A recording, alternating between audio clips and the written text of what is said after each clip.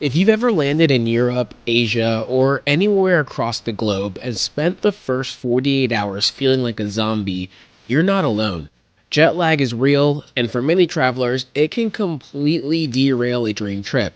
But what if there is a better way to prep your body for time zone shifts, recover faster, and actually feel great on day one? In this episode, I'm joined by Dr. Kevin Lin, a sleep surgeon, seasoned traveler, and a longtime listener of the show who breaks down how to beat jet lag like a pro. We talk about why traveling east is harder on your body, what you're probably doing wrong with melatonin, why sunlight is the ultimate jet lag weapon, and how to time your naps, meals, and even your champagne to arrive rested and ready. Now, while this episode isn't centered on points and miles, it's just as essential. Because what's the point of booking a dream trip in business class if you're too exhausted to enjoy it when you land? Maximizing your travel experience isn't just about the booking, it's also about how you feel when you arrive. So if you ever felt like your body was stuck in a different time zone while your trip raced ahead without you, this is the episode to make sure you don't lose a single moment of the adventure you've been waiting for.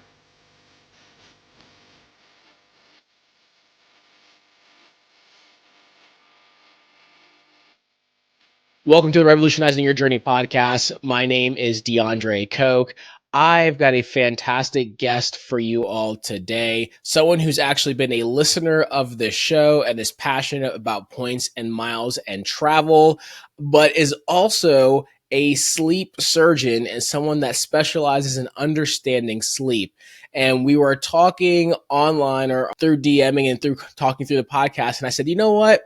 I would love to have an expert on the show that can share the impacts of travel, jet lag, and how to make travel more comfortable. And as you know, the name of the podcast is Revolutionizing Your Journey because I want to revolutionize the travels for all of you who listen to the show. So welcome to the show, Dr. Kevin Lin. Thanks for having me on. As you said, I'm a listener to the show, been a huge fan. I think I've listened to every single episode that's come out. So I'm very honored to be considered to be a guest on the show. So thanks for having me on. Absolutely. Well, I'm so excited that you're able to be here. And just a quick reminder to all of those that are listening to the audio, we do put the full YouTube version of this show on every week as well. So, Kevin, let's just start off before we get down the weeds and talking through sleep, jet lag, how to improve our travels through sleep and such. Would love to hear, where are you from? Where do you live currently? And how did you, in general, get into the world of points and miles and travel like that? Yeah, I'm originally from Chicago. I was born and raised there, and then I went to school down in Texas. But now I am in San Diego, living the West Coast dream. I knew a little bit about points and miles growing up. My dad traveled a lot for his work, and so he signed up for a bunch of programs for us. So I've been a Marriott, member for a long time, a Advantage member for a long time. And then whenever we traveled, he would tell us like, "Oh, this is booked on miles," or "This was booked on points." So I was familiar with it, but I didn't really know anything about redemptions. I had authorized users cards and Chase Sapphire card growing up as well, but I knew how to earn a lot of points, but I never knew how to use them besides the Chase Travel Portal. And then when I was in residency, I wanted to travel more, but didn't make a lot of money or enough money to have great trips. So looked into podcasts and blog posts and learned more about points and miles and kind of went down the rabbit hole, as most of the listeners probably know, and just got really into it. And so, yeah, the rest is history. Just, always learning more, follow a bunch of podcasts. I have a long commute, so I'm always listening to podcasts on the way to work. I absolutely love that. And I know some people are probably listening to this and saying, well, you just mentioned he's a doctor. How is he talking about not having enough income with travel? I know we were talking offline, right? When you're a surgeon, when you're a fellow, the income goes from a little bit to a lot very quickly. But in that little bit time, you want to learn how to specialize and figure out the most efficient ways to get out there and travel, which is awesome. So, Kevin, question for you. What made you want to specialize in the study of sleep and especially sleep surgery? Because I know, as you mentioned before we started recording, there's not too many of you in your field around the country. So I'm curious, how did you find that specialty? Yeah, I actually got into sleep because I have sleep apnea and it runs in the family a little bit. I knew my dad like snored a lot, things like that. When I was in medical school, I always felt like I was getting enough sleep, but was always tired, and I didn't know if it was because of medical school in general or something else going on. So I ended up getting tested and then started treatment on the CPAP every night since then. And yeah, noticed a huge difference in my sleep. But as I went through medical school, I knew I was interested in tinkering with my hands and doing things that were more active. ENT and sleep surgery kind of was a happy mixture of both. And that's really how I got into it. So yeah, there's not that many sleep surgeons in the country just because it's a newer field. It's slowly getting more popular, I think. But yeah, still there's not that many of us. And so it's a small community. So we all basically know of each other at least. And then we see everyone at the meetings. So it's been pretty nice to have a small community and to bounce ideas off of here and there. Got it. Got it. Okay. So small community, newer specialty. Well, then let's jump into this. And I'd love to do a little bit of jet lag 101. And let's start at the most basic sense. I know we all kind of feel or have experienced jet lag to some degree or the other, but I don't know how many of us could actually articulate what exactly is jet lag. So can you explain to us from medical's perspective, what exactly is jet lag?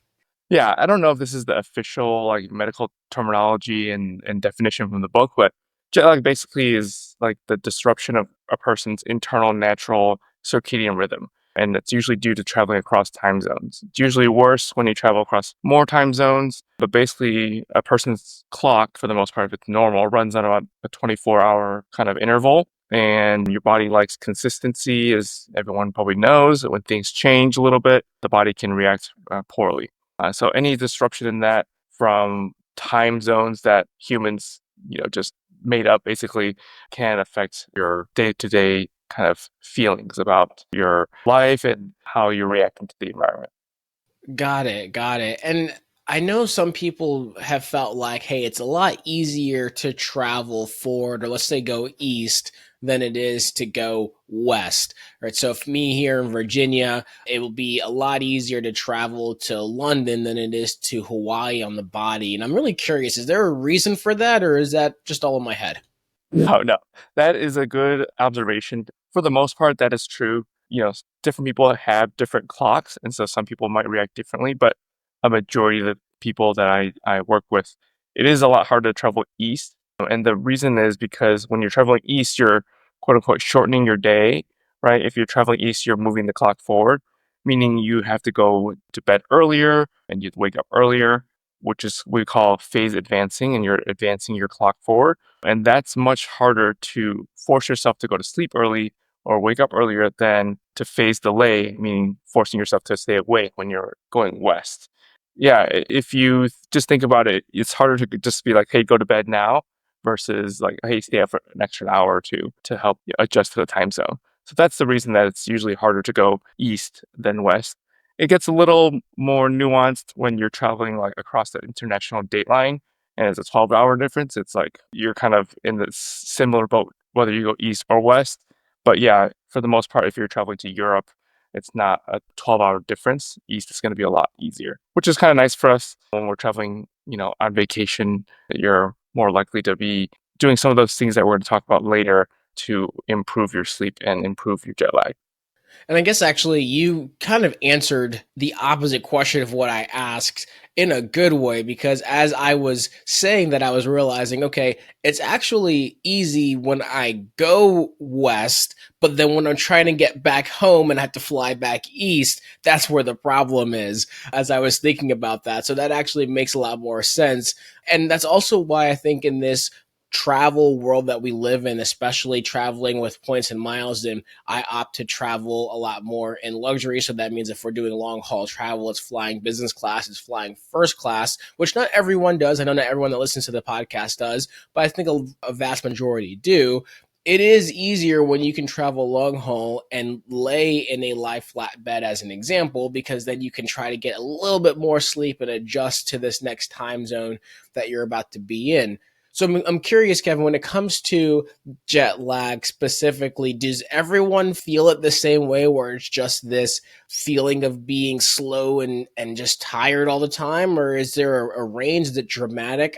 I know from personal experience, I feel like jet lag doesn't hit me as hard as it hits some other people. And I don't know if this is from traveling so often that I'm used to it or what, but I feel like I can snap into my time zone where I'm at, whether I'm in Bali or I'm in Chicago. I really don't feel a huge difference, but I know other people, they're down for like 3 or 4 days, which always confuses me. So I'm curious, how is it that we all react to it differently? And it seems like there might be a range of jet lag. Is that correct? Yeah, that's absolutely correct.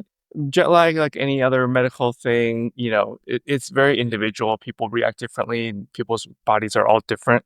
And also, you might already be doing some of those things that might be helping with jet lag. So it's hard to say based on I don't know your travel habits, but some of the common symptoms that people experience, the most common one people always talk about is either difficulty falling asleep or staying asleep, or on the opposite end, falling asleep early or feeling very fatigued and sleepy in the afternoon. People end up taking naps, things like that. Difficulty with concentrating or, difficulty with cognitive tasks. That's more like, coming back to work and things like that.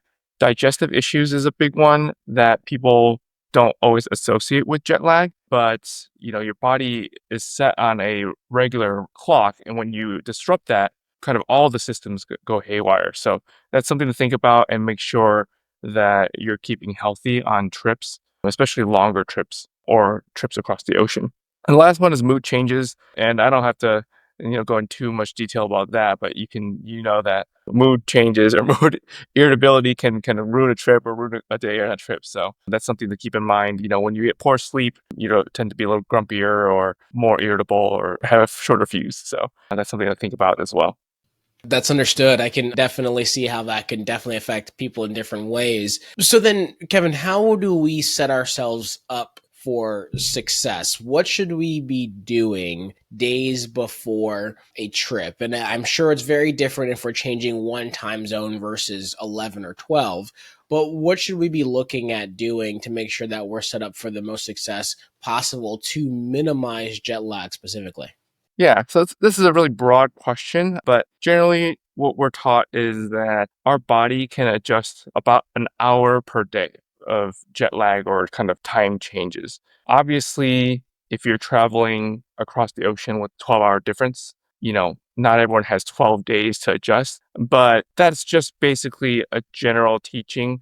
You don't have to be 100% adjusted to have a good vacation, things like that. Some things to do beforehand for sure would be to get lots of rest. You want to go into a trip well rested if you can. Obviously, with work and other things, it might be a little more difficult, but just setting yourself up for success would be, making sure you go into a trip nice and healthy, not immunocompromised or on the verge of getting sick, getting plenty of rest, both good sleep quantity, but also good sleep quality, before that trip.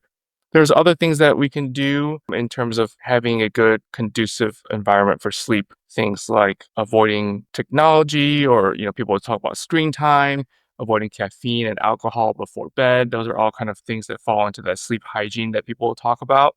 And it's not just a phone, it's a lot of the content that you're reading or experiencing on the phones or even books. So people think, oh, I'll just put my phone away and I'll read books. But if it's a stimulating book, you're stimulating your brain and you're not going to get as good of rest. So in general, I just recommend getting good rest before a trip. But other things that people can do, there are apps out there that will kind of guide you in terms of how to adjust to new time zones. And we can talk more about that if we talk about technology and things like that.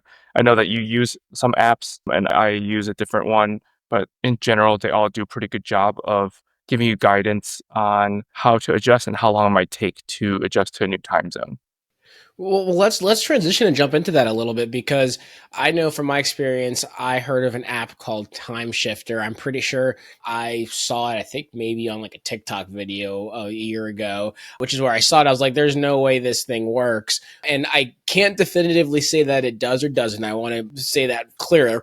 And the reason why I can't is because I did it in combination with the anti-jet lag pill that you can get on Amazon. So we can talk through all these different things because I have no idea if that's a placebo effect or not. And so I used it on our trip. I believe it was to Singapore and Bali, where basically it kind of phases you days in advance to adjust to the time zone. And I believe when I use it, and this is not an ad for them, this is just my experience with it. I think the first trip you take with them is free, and then you can pay either annually or per trip after that, where it gives you a whole schedule of when to take, melatonin if you need to, when to drink caffeine, when to go to bed, when to have sunglasses during the day to adjust your eyes at night, or have bright screens at night to adjust to the time zone. So really interesting science here, which I'd really love to hear your perspective on. But again, I don't know, are all those things actually working, or is it more of a placebo effect telling your mind? So I'm really curious, what's your thought process? And if not that app specifically, what is it that you use that you found to be effective for yourself? Yeah, just so everyone knows, I've never used TimeShifter, but just the things that you're talking about, they all make sense. Like those are legitimate science-based things if they're used correctly. So it seems like that's a legitimate app. I don't know what kinds of supplements they're also asking you to take or telling you that are okay to take or when to take them. But it seems like it's a vetted program that they're have subscribers to. So it sounds legit. I use a free app and I've been using it for a long time. It's called Jet Like Rooster and it's by Sleepopolis. This is not a sponsored ad or anything either, but it's a free app. And basically, you can type in when your flight is leaving, from where, and where you're landing. And then I think you can manually type in like how many days you have to like help adjust yourself, like how many days you want beforehand. And it will give you a schedule of like you should go to bed here on this day and then slowly like either advance or delay your clock to help get you to a good level of sleep or to help combat jet lag once you get to your destination. Obviously, like I said before, if you are traveling somewhere that's a 12-hour difference, like in Singapore or Bali, you can't really change your schedule by 12 hours beforehand. But at least getting a little head start is going to make a big difference, I think. Hopefully, like, so you're not too tired in the afternoons when you get there, at least make you more active and get you out and going without kind of delaying your actual vacation. Because not everyone has a super long time to be on vacation. So you want to maximize the time that you're at your destination. No, I absolutely love that. And we'll link to that app in the show notes as well, because if there's an app that's doing something similar, of course, then it's free out there for everyone to use. I think it's worthwhile for people to at least take a look at it, download it, see how it works, and if it helps them for the next trip. And if you do that for the listeners out there, I'd love to hear feedback as well. And I'll pass it on to Kevin when we get it. Like, hey, was this app helpful? Because why not make the travels more comfortable and easier for you, which is fantastic. So, Kevin, just moving on a little bit. So, we talked about prepping our bodies and shifting times and adjusting before the travels. What happens when we actually step foot on the plane, or maybe even beforehand when we get to the airport or in the lounge, those type of things? What are the things that we should be doing while we're actually on our travels to prepare properly for a huge time shift?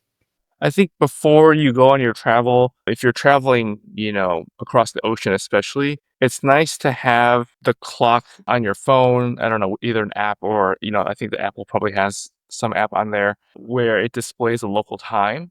And so you're not constantly trying to calculate, oh, like, this is the time in my destination. Because one of the important things is to try to acclimate to the local time as soon as possible. So that includes sleep mainly and meals. And I think generally airlines do a pretty good job once you board and, they serve like the initial meal. But then afterwards, if it's supposed to be nighttime in your destination, they'll dim the lights and then they'll kind of follow the local time in terms of the following meals. The first meal, maybe if you're getting on late, they'll serve right away just so people aren't starving. But after that, they do a pretty good job in terms of dimming the cabin and either stopping or continuing food and beverage services just based on the destination. So it's nice to have a clock on your phone just to be aware of, hey, what time it is at my destination. Other things you can do, people aren't going to love this, but it is true. Alcohol is not great for your sleep and it can help you go to sleep and people feel like they get sleepier when they drink, but it's actually affecting your sleep architecture. And so it changes the stages of sleep that you're in and kind of reduces some of the deeper stages of sleep that help with memory consolidation as well as emotional regulation. So people can feel worse. I don't need to make that statement. Everyone knows that. You tend to feel worse and sleep worse after you drink, especially if you drink heavily. But Obviously, when you're on premium cabins or in the lounge, like you can't really deny the champagne or turn it down. So just kind of be aware that it can affect the sleep and stay very hydrated. And that'll help kind of mitigate some of the effects on your sleep if you're going to decide to have alcohol. So if we're trying to experience the first class Emirates Dom, unlimited Dom that they're pouring, in the back of my mind, I have to remember that Kevin said, okay, I have to keep staying hydrated if I'm going to enjoy this premium champagne. That's a good balance there, at least. Absolutely. And yeah, if this is going to sound really counterintuitive, but if you're going to drink, it's better to drink in the morning on the flight, not in general, on the flight, because it's not going to affect your sleep as much and you'll have time to detox that alcohol before you have the time for sleep. So, yeah, I recommend drinking if it's more of the daytime on the flight than right before you go to bed or plan to go to bed.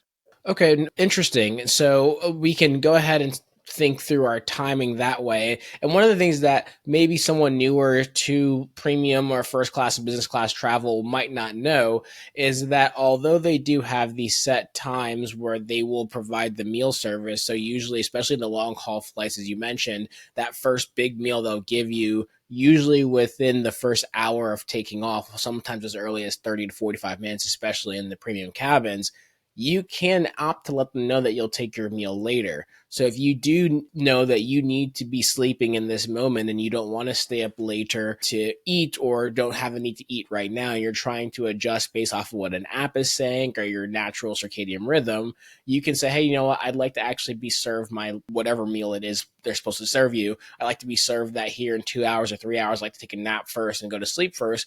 And then you can request your food when you're ready to. So although they're prepared to give it to the whole cabin, you can opt to delay when you receive that. And that's not something that a lot of people know when they're first walking into a first class or business class long haul flight for the first time, because they're also trying to figure out how the buttons work to move their seat around and everything else. So they're not thinking about that, the fact they can delay when they get their meal. So something for the listeners to know that that is an option available for you as well. So, Kevin, really interesting. So, you talked about how we should avoid alcohol as best as possible. And if we do drink, be strategic on the timing of it. I'm really curious from a sleep aid standpoint. I know of people that they say that they use different sleep aids, whether it's melatonin, whether it's, I think some people sometimes have Ambien. I mean, they have different things that they use to help them sleep. Are these things good? Is it the hype real? I mean, I feel like I typically personally don't have huge sleep issues. So I've tried melatonin a couple times on flights and it's knocked me completely out. I don't know if that's a good thing or a bad thing. So I'm curious, where does that fall into the realm of yay or nay from your perspective? So, in terms of helping you to get to sleep, sleep aids are fine, but I don't think that a majority of people are using it correctly to help with jet lag and travel. So, if you are already on prescription sleep aid, it's okay to take it as part of your normal routine.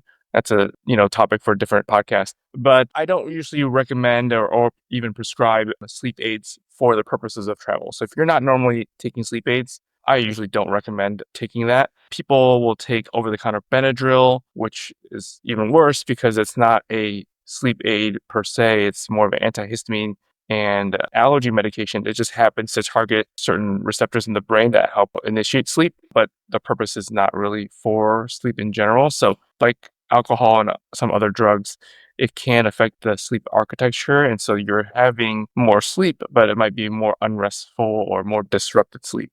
I'm glad you brought up melatonin. It is a common thing that people either think of or as a sleep aid and take on the planes or just in general.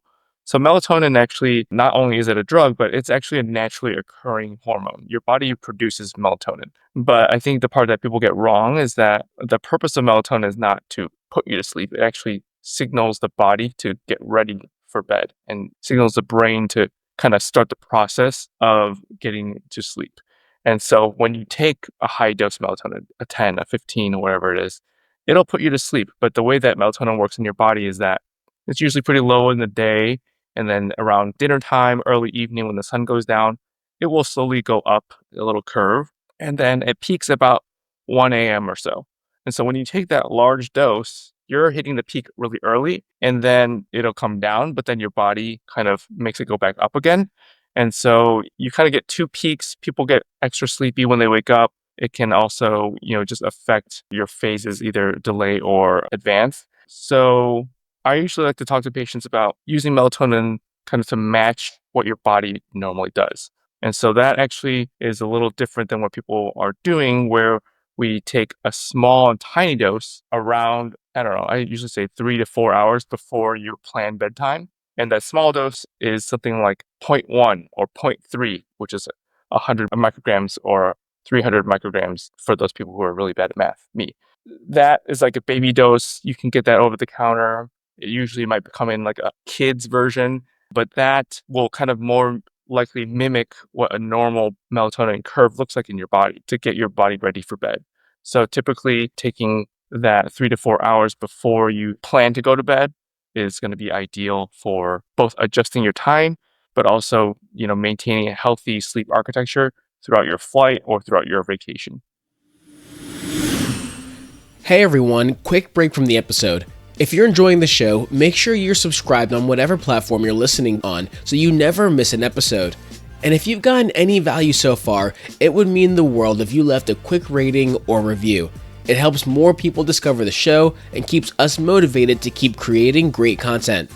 Also, if you're feeling stuck or want help with points and miles, whether it's picking your first card, planning a big redemption, or even having someone book it all for you, we've got you covered. There's a link in the show notes to schedule a free points and miles consultation. Just fill out a quick questionnaire, tell us your goals, and we'll take it from there. And don't forget, our newsletter and private Facebook group are great ways to stay on top of breaking news, updated card offers, and tips that don't always make it into the podcast. You'll find those links in the show notes as well. Now, back to the episode.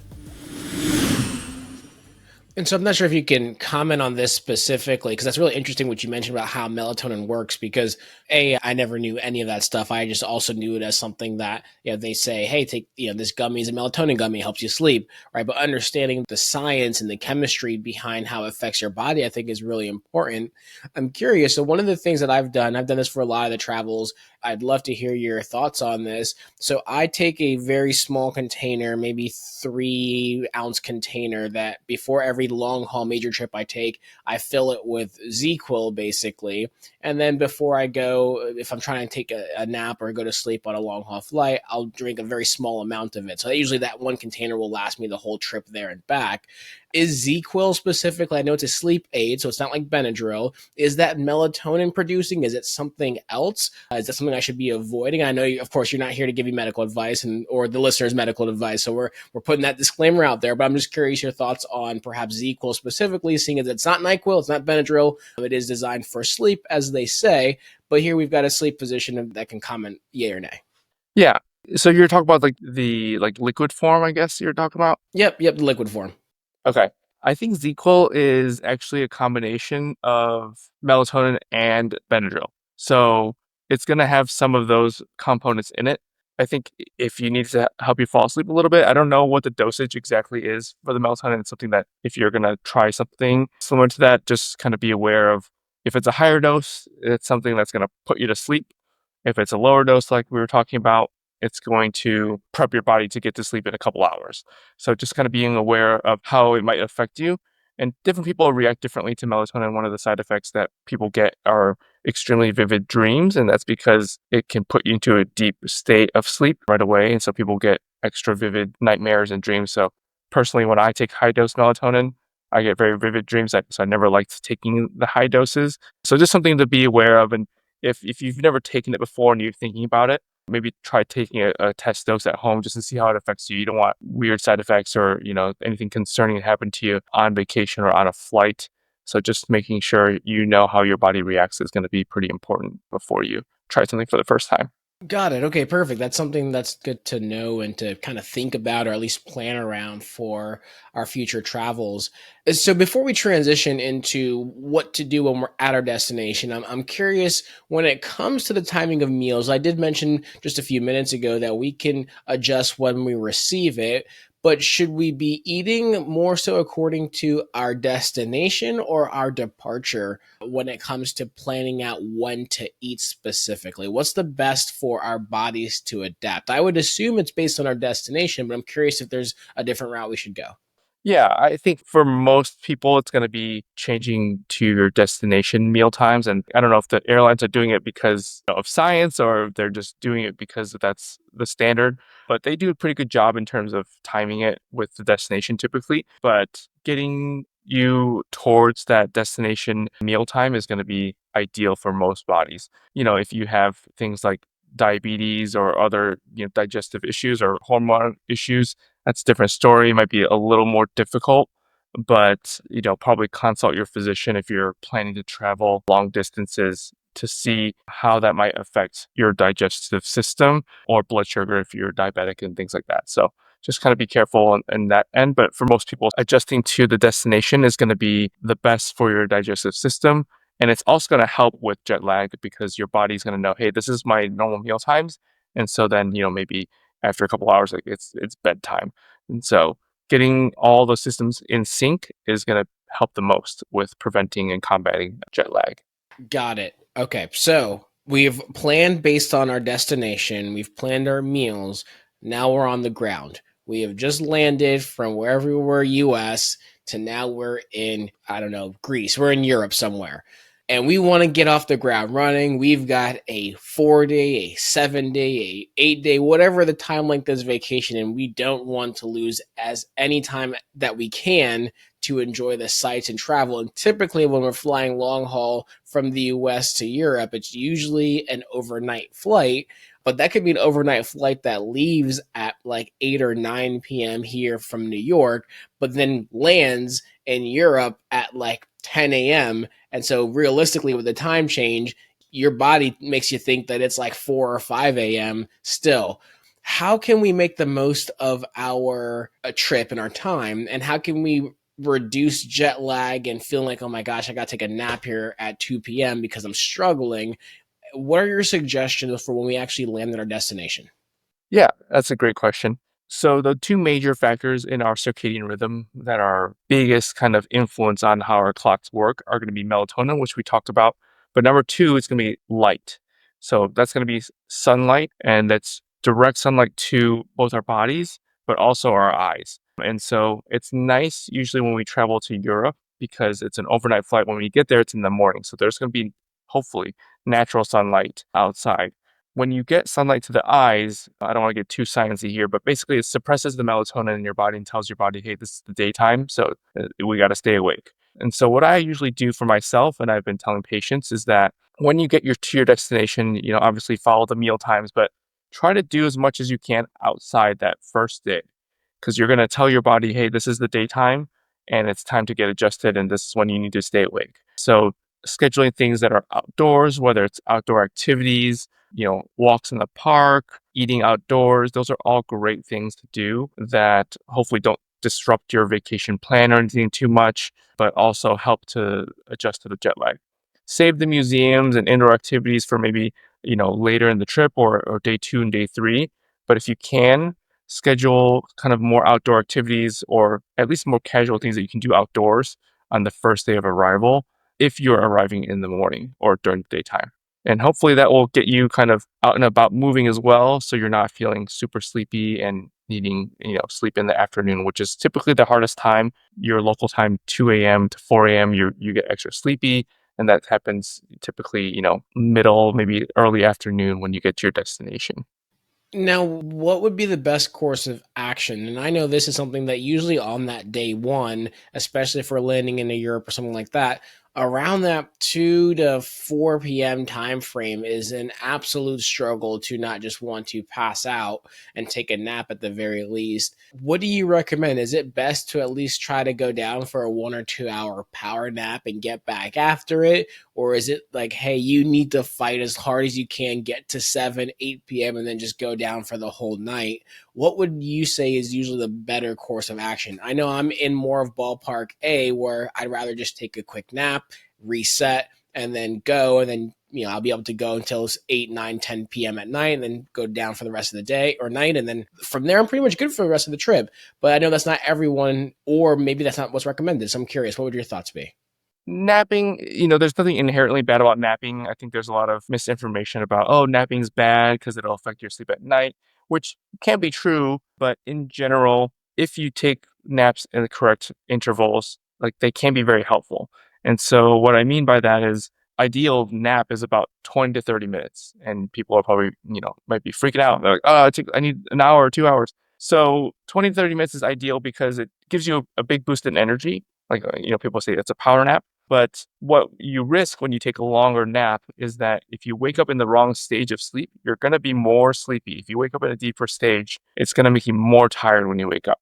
And so 20 to 30 minutes, unless you're super sleep deprived before that, you're not going to be falling into deeper stages of sleep. And so you'll wake up more refreshed and ready to go. And I always recommend if you feel like you need a nap, just take a 20, 30-minute nap. It's better than being grumpy and being tired and sluggishly walking around and trying to avoid a nap or sleeping. Just take a 20 to 30-minute nap, put your head down on the table, and then, go about your day. You'll feel a lot better once you take a short nap. But just be careful if you're taking a longer nap. If you wake up in the wrong stage of sleep, you're going to feel even more tired going forward for the rest of the day. So yeah, there's definitely nothing wrong with the naps when you're arriving, especially you're going to feel a little tired. And so if you have time or you have a place to put your head down, that's a good option. Well, I know people are going to hear that and they're going to say, well, Kevin, it takes me 20 to 30 minutes just to fall asleep, let alone to actually be able to sleep for that amount of time. So are you saying to just put your head down for that total time frame? Or if you know it takes you 30 minutes to actually fall asleep, you should block out an hour or an hour and 15 minutes to be able to take the time to fall asleep and then actually sleep for 30 minutes and then wake back up out of before you're in too deep of a state of sleep? I usually tell my patients, if you need 30 minutes to fall asleep, you're not tired enough to need a nap. So if you actually need a nap, you will fall asleep pretty quickly. So, yeah, it's okay. Set the clock for 40, 45 minutes. And, if you close your eyes, even if you're not fully asleep, getting some rest, you might still feel better. But if you're taking 30 minutes, an hour to fall asleep, you're not tired enough to need a nap. You might need a little rest for your body, but your brain doesn't need sleep. That's what it's telling you. Got it. Got it. Okay. So I'm hearing that we should be very strategic with our naps when we hit the ground. Ideally, if the sun is out, we want to spend as much time as we can outdoors early so we can soak in the sunlight, turn off the melatonin. I don't want to say receptors, that's the word that comes to mind. Turn down the melatonin that's being built up in our body because the sun's going to say, hey, look, no, it's daytime. We shouldn't be sleeping yet. And then strategically time out our naps, save the museums for later in the trip so that we can adjust a little bit better. And I guess let's pivot that a little bit. You land and it's the UK and it's raining, or it's Iceland and the sun, you hit the time of year where the sun's barely ever out. Is there something that you can do to still get the light that you need? Because it seems like that would be more difficult if outside of going to a tanning bed or something like that to help yourself. So any recommendations you'd have for someone that's landing and they're ready to go and do all the things outside, but then they look and it's just pouring outside? What would you say?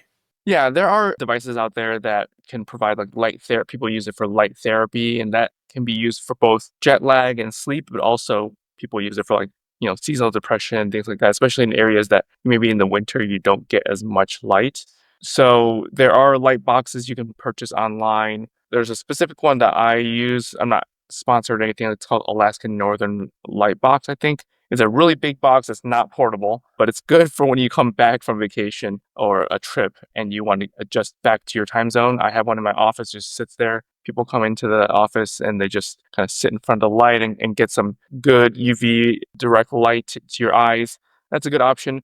When you travel, it's a little different. You can't really bring those big boxes. They have portable versions that might be pretty good. But personally, I use these light therapy glasses, and they provide basically blue light directly to your eyes. And they've done studies that blue light kind of is the most activating for your eyes. And you probably hear about it like, oh, blue light on your phone and your computer. So that's why they have night mode and all those things. But direct light to your eyes, they kind of sit, they're not real glasses, but they kind of sit on your face and then they provide a light to your eyes. My wife hates when I bring it because I look ridiculous when I wear it, but it's a short 15-minute interval kind of treatment. And, I usually just put it on in the Uber. I don't care what the driver thinks, but at least it gives me some direct light if there's no light outside. From personal experience, it works. I don't know if it's just placebo or what, but I do feel like it helps me adjust a lot quicker, especially when there's no actual sunlight outside, whether it's because it's dark for a longer period of time in the morning where your destination is, or if it's raining or cloudy that day. So I love how we've talked through some of the tech here. We've gone through a whole phase. So we had before leaving for the flight, while traveling, and at the destination. Then you started to talk through some tech. I know we've covered some other apps and things like that as well. I'm curious, any other recommended devices or apps out there that you're aware of? And I'm also curious, what are your thoughts? Everyone nowadays, or most people, have a sleep tracker, whether it's an Apple Watch or an Aura Ring or a Whoop Band or whatever it may be, and they wake up and they immediately check their sleep. What's my body battery? How much sleep did I get? How much of that should go into your factor of a success when it comes to traveling and managing your sleep and such with your trips? Sleep trackers are a pretty controversial topic in sleep medicine and sleep surgery. On one hand, it's helpful to identify sleeping disorders. Obviously, the Apple Watch can pick up arrhythmias and snoring, things like that. So that's been helpful on that front. But people tend to fall into the trap of following the numbers too closely, and they're worried about, oh, like, I didn't get enough deep sleep and whatnot. So, to my knowledge, at the time of recording, there's no consumer product that's on the market that is FDA approved to actually track the stages of sleep. And so when it's telling you you don't have enough deep sleep, you don't have enough rapid eye movement or REM sleep or light sleep, it's not something I can completely trust as a physician, like when people bring in that data. But I think that it can be helpful in tracking and trending your sleep. And so maybe not looking at the score they give you, like, oh, yeah, you have a 99 or whatever. I think the Aura Ring might give you a score and things like that. But it can tell you things like, hey, you went to bed at this time and you didn't really fall asleep until this time. So you can try to keep track of how you are adjusting to time zones, whether it's on the way to vacation or on the way back. You can kind of trend your sleep habits and kind of timings of sleep with pretty good reliability. So that part I would trust in terms of sleep onset and, if you're waking up a lot, it can track that. But in terms of the stages of sleep, I would just take that with a large grain of salt. I wouldn't follow the numbers too closely and be obsessed with it. We do get a lot of patients that come in and they're like, "Oh, it says I'm at 80%. How do I improve that number?" But then when you do an actual formal test, they otherwise are sleeping pretty well. Got it. Got it. Okay. Well, are there any other gadgets or tools that you haven't mentioned yet so far that you do find to be helpful with your patients or for yourself that you think would be worth noting? One simple thing is a good eye mask. Some people have difficulty sleeping with any kind of light. There can be light, whether from, the cabin or people turning on the reading lights in the area. Not everyone is flying in an enclosed suite every time. So you can't always control what people do. And, there's those people that open their windows as well, and it's blasting light into the cabin.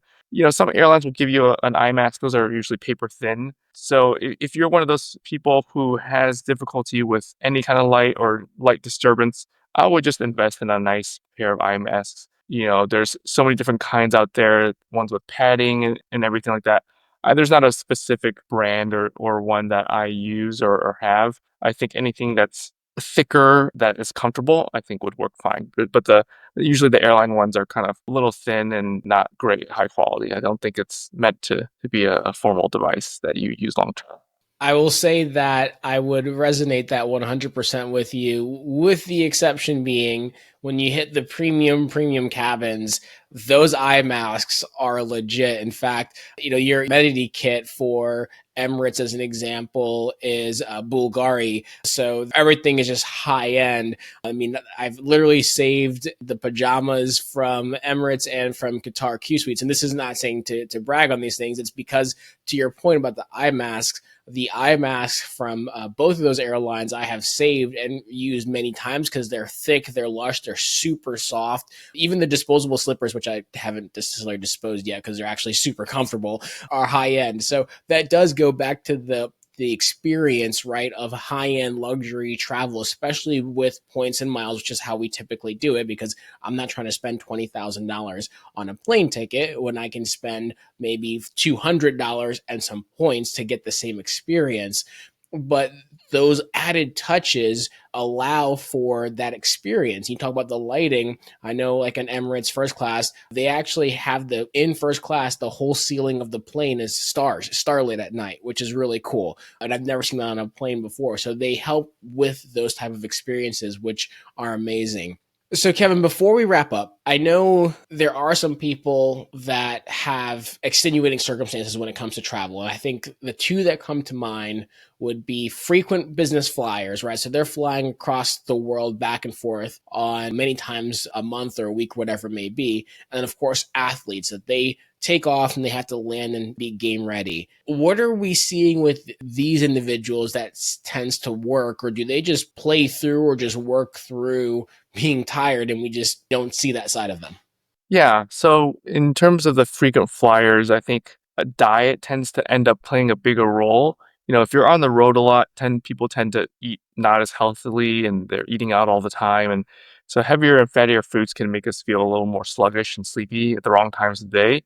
And so, if you're a frequent flyer, I would recommend kind of being a little bit more aware of what you're eating on the road and in the lounges. I know it's kind of hard to pick the healthiest foods on travel, but that's going to go a long way.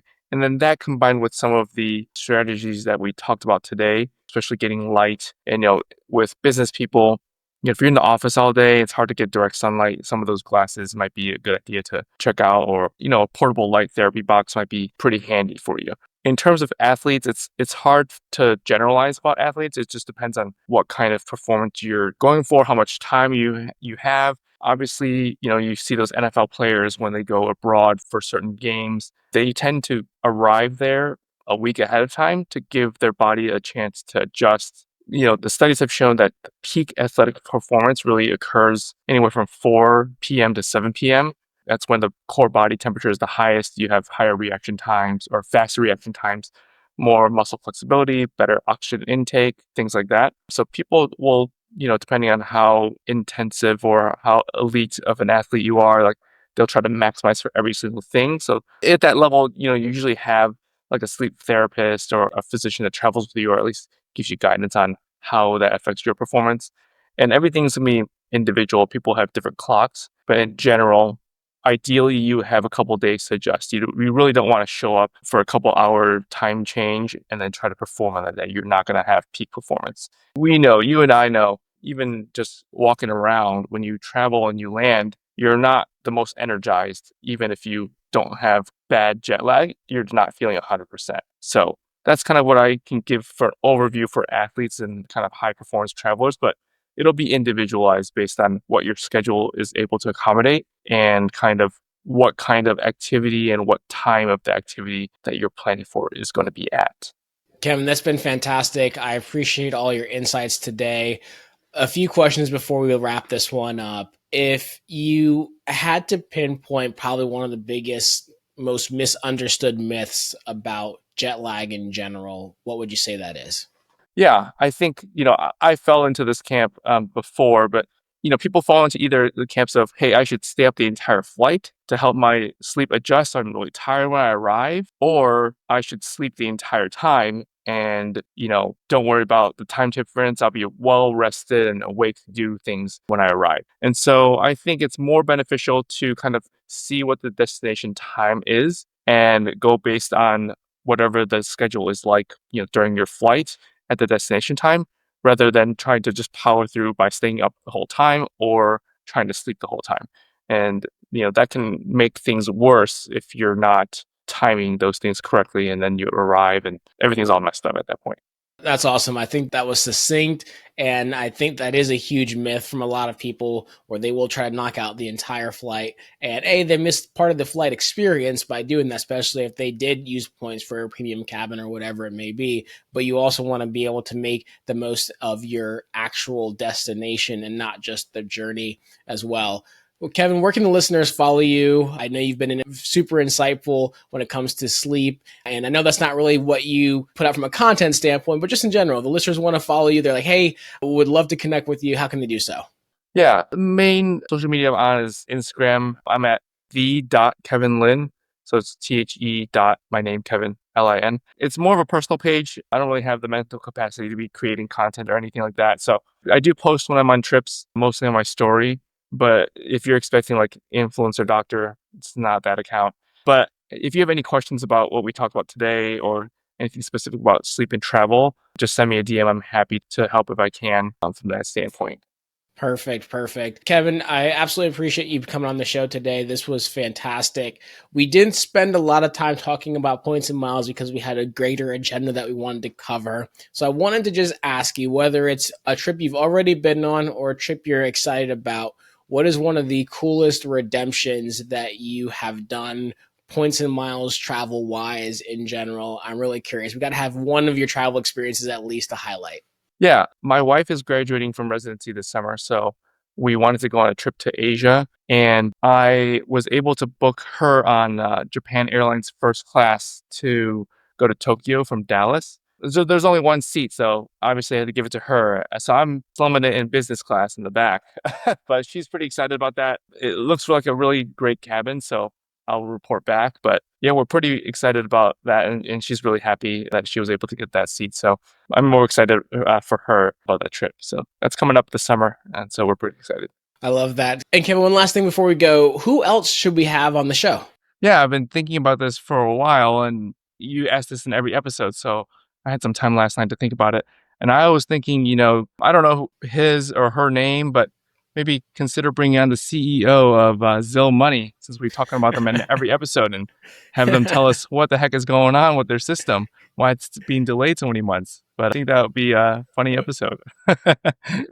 Well, I don't know if I'll be able to pull that one off. I will try. For those who are like, who the heck is Still Money? Why does it matter? If you're newer to the show, they are the platform which we've talked many, many times about how to do payroll on credit card and earn credit card points and miles through payroll using their platform. And that platform has been down as of this recording for the last couple of months. Hopefully by the time this goes live, it's available. We shall see. It keeps getting pushed back. But if I can figure out how to get that person on the show, I will do so. So thank you, Kevin. Any final thoughts before we wrap this one up? No, that's it. Yeah, feel free to reach out if anyone has any questions, but I'm really honored to be on this show, and thanks for asking me to speak on something I'm pretty passionate about. No, I appreciate you being here today. I think this was fantastic. It was a very different episode, but in a great way, because this content, the episode, the show, we all are about travel and travel insights. I think it's really important that we're able to revolutionize our travels and our journeys in different ways. A big part of that, of course, we talk about is the Dom and the caviar and the premium business class and the lie flat bed and X, Y, and Z. But none of that is enjoyable if you can't actually enjoy your time because of sleep. And sleep starts from before you even leave, as we talked about, getting your body ready, doing the right things on the trip or on the flight. Although the whole, not enjoying the champagne, I'm gonna have to work on that one. I have to find the right balance there. But then also, I love the insights on get out, get sunlight when you land. And I think that's something that, I think we're probably quick to jump into bed and want to take a nap, but just understanding how to rewire our minds a little bit is huge. This has been insightful. And I also wanted to thank you for being a very active member of the Boldly Go community. I know you're on the Facebook page. You message me often on Instagram. And so this is what we've been building. This is what we love to have and experience. So I'm happy I was able to also get you on the show because, again, you're able to talk about something that you're uniquely talented and passionate about, which I think is a value add. So thanks again. Of course. Thank you so much. Absolutely. And for the listeners out there, if you enjoyed this episode, please don't forget to tell your friends, share a rating, a review, pass this along. If you know of someone that's going on a big trip and they're trying to figure out how to regulate their sleep, they want to get more out of their time. They know that they're trying to do a long haul trip in a short amount of time. They want to get the most they can out of their time on the ground in wherever country they're going. I think this would be a fantastic episode to share with them. And as always, we will catch you on the next episode. Take care.